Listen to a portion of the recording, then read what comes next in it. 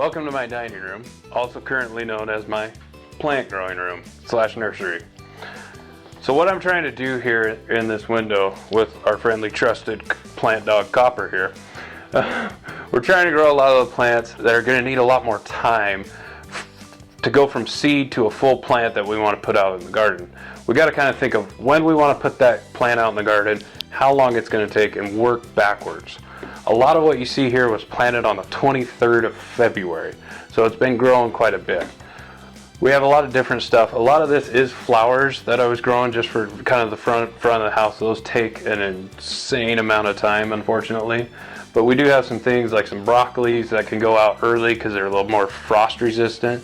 Tomatoes kind of take quite a bit of time. This is an early girl tomato planted on the 23rd.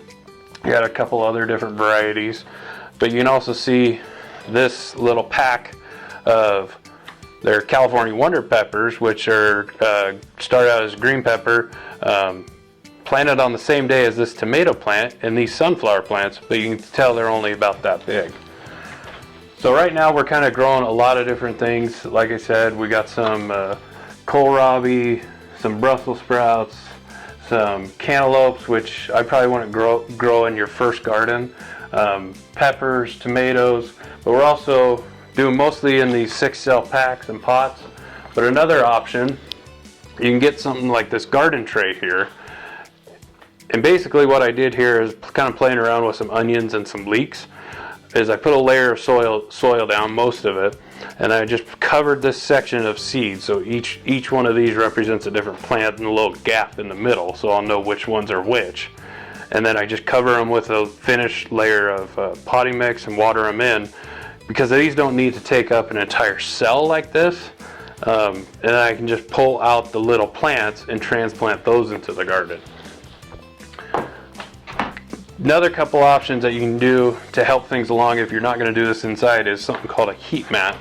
These are actually designed to go underneath these trays, and they'll raise about 20 degrees or so above the ambient temperature. I haven't been using it in here because we're already plenty warm. And the best thing you can do actually is to get a southern exposure window.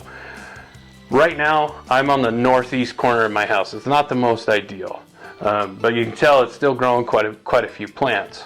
If you can be on the south side of your house though, where it's going to get sun all day, that's going to really help your plants get going. And part of that though, you're going to have to make sure you're on top of watering. Now if you can't have easy access to water, you can get just a little spray bottle like this and go along and give each one of your cells a drink more often. I actually just take this entire tray over into my kitchen and spray it down with the little hose. Now, I know with the governor's current order going on right now, evictions are not a thing. We can't do evictions. But some of these plants are going to get the boot. They're getting a little big, so we're actually going to start moving some of these out to the greenhouse and transition them to bigger pots, let them stay in these pots for a little bit longer, but they're getting ready where they don't need to be in such a controlled environment. They're strong enough, they can take a little more flux in temperature.